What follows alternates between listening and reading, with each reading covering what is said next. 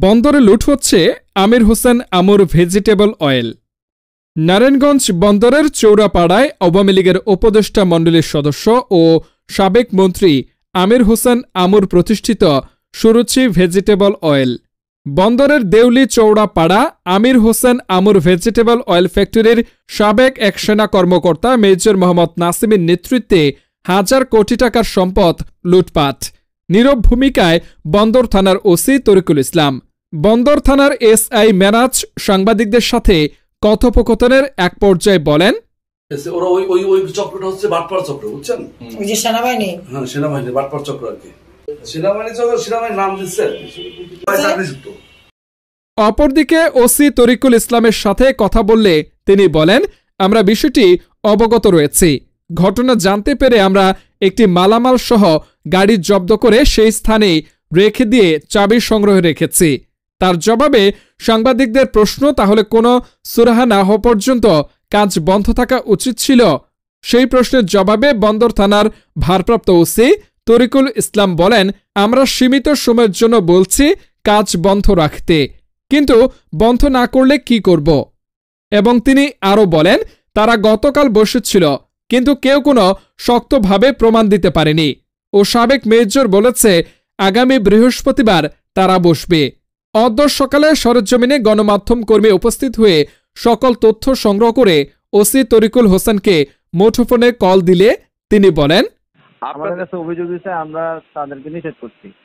তারা যদি না মানে তাহলে কোর্টের মাধ্যমে যায়, তারা ওই এই কাজ বন্ধ করার কাজ, ওই আটকানোর, এগুলো আমাদের কাজ না।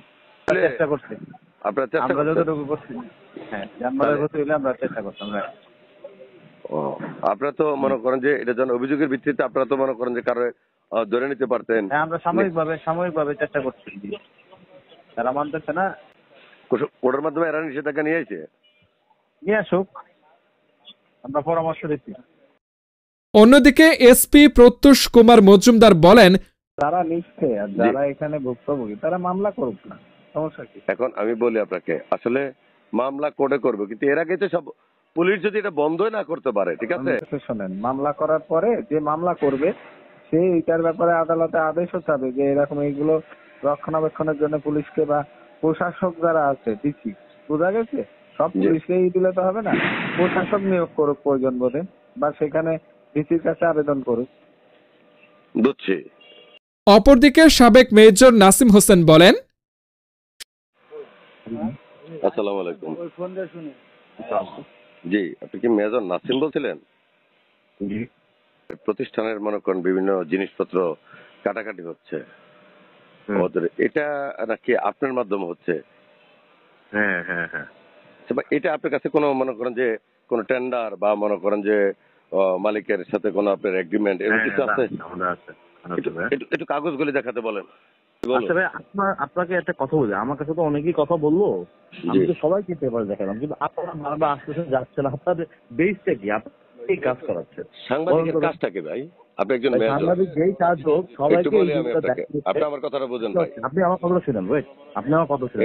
আপনি যখন আসেন, আপনি আসার আগে তো একটা খোঁজ দেন না? একটা খোঁজ তো নিতে হবে। না না, আমি তো আপনাকে একটা কথা বলি, আপনি কোশ্চেন করতে পারেন না। আপনি আমার কথা, আমি কিন্তু একটা পত্রিকার প্রকাশক ছিলাম, আমি কিন্তু জানি কিভাবে সাংবাদিকরা কাজ করে। সবশেষে মেজর নাসিম প্রধান উপদেষ্টার মিডিয়া পার্সনকে বিষয়টি অবগত করলে তিনি সাংবাদিকদের মুঠোফোনে কল দেয় এবং বলেন, আমার নাম হচ্ছে আলম। জি আলম, ঢাকা থেকে বলছি। মাননীয় প্রধান উপদেষ্টার পিছে কাজ করি, নবরূপের বিশেষ প্রতিনিধি। ভালো আছেন? জি, মাননীয় প্রধান উপদেষ্টার বিকে কাজ করে। জি বলুন। যে নারায়ণগঞ্জে যে সুরুচি অয়েল মিলের ওখানে মনে হয় আছেন আপনি, না? জি জি জি। তো আমার এক ফ্রেন্ড যে কি করতেছে, পুলিশ দিচ্ছে, ওনার নাম হচ্ছে মেজর নাসিম। এখন যে আমাদের ওখানে আছে যে রহমত সাহেব, ওমর ফারুক সাহেব, ওনাদের সাথে কি কোনো কথা হয়েছে? না, রহমত সাহেব নাই এখানে। উনি বলছে ওনার 1 ঘন্টা সময় লাগবে উনি কাগজ পাঠাইতে। বলুন। মানে মেজর সাহেব এটা লিগাল ওয়েতে, আর আপনি যেটা বললেন, ঠিক আছে, হ্যাঁ বললেন উনি মালিকের কাছ থেকে কিনছে, ঠিক আছে, মালিকের কাছ থেকে কিনছে। সেটা ওই যে আপনার পুলিশে যে অভিযোগ দিছিল, হ্যাঁ, পুলিশে যে অভিযোগ দিছিল সেটা আমরাও যেমন নিউজ করছি, যেটা ওই যে মেরি যে আমু সাহেবের যে রক্ষিতা ছিল শ্যালিকা, শ্যালিকা রক্ষিতা হিসেবে থাকলে সে তো আর হবে না, মালিক হবে না, তাই না? এখন ধরেন মেরি যে মালিক সাজার চেষ্টা করতেছে, এটা নিয়ে তো দেখছেন কালবেলা নিউজ করছে, তারপরে আরো দুই জায়গায় নয়াদিগঞ্জ নিউজ করছে, এটা নিউজ করছে। এখন ধরেন যে মেরি যাকে দিয়ে অভিযোগ দিচ্ছে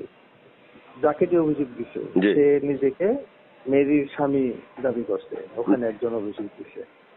এগুলি কিন্তু দেখেন বিষয়টা হলো যে এগুলির ঊর্ধ্বেও সবচেয়ে বড় যে বিষয়, আমার যে ফ্রেন্ড মেজর সাহেব একজন, আপনি যেমন বললেন যে মালিক আছে 3-4 জন, 2 জন মালিক তো অলরেডি এটা প্রশাসনও, তো ওদেরটা ফেক প্রমাণ হয়েছে। তারপরেও সেইটা আলোচনা চলতেছে, যারা নাকি এটা দাবি করছে, হ্যাঁ, তাদের সাথেও আলোচনা করতেছে।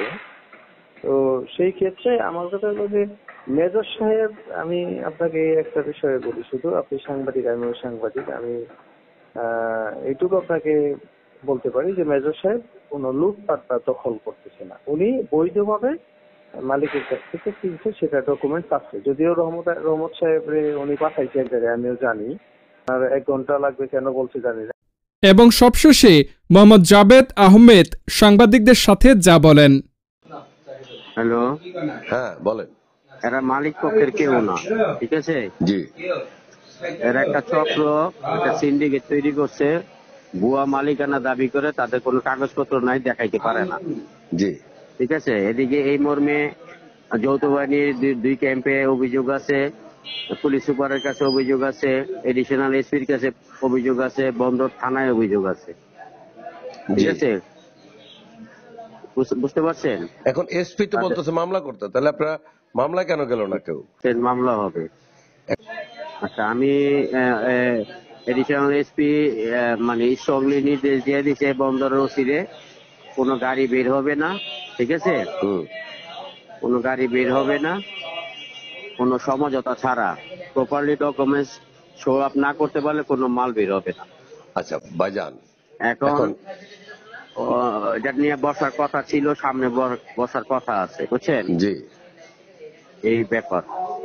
আচ্ছা, এখন কর্তৃপক্ষ মনে করেন যে এটার ধরেন আমির হোসেন আমু সাহেব উনি জেলে আছে, কিন্তু এটা দেখশন করে বা এটার শুনলাম 4 জন মালিক, এরকম কারো কি কোনো সন্ধান পাওয়া গেছে? না, আমি এই যাবৎকাল শুনি নাই, উনি অ্যারেস্ট হওয়ার পর শুনতেছি সে এটার একক মালিক। একক মালিক না?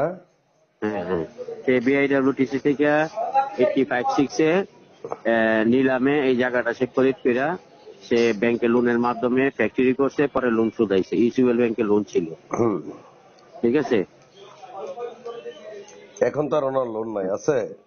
না, লোন নাই, লোন পরিশোধ। আচ্ছা ভাইজান, বর্তমানে যা অভিযোগ করছে কে? অভিযোগটা কে করলো? অভিযোগ করছি আমি, করছি যে সিকিউরিটি গার্ড মেয়েরা, কোম্পানি যে সিকিউরিটি গার্ড ছিল, এদেরকে মেয়েদের করে বাইর করে দিছে, বাইর করে তারা দখলে গেছে, এই সিকিউরিটি গার্ড অভিযোগ করছে। ধন্যবাদ এতক্ষণ আমাদের সাথে থাকার জন্য। পরবর্তী সংবাদের অপেক্ষায় থাকুন।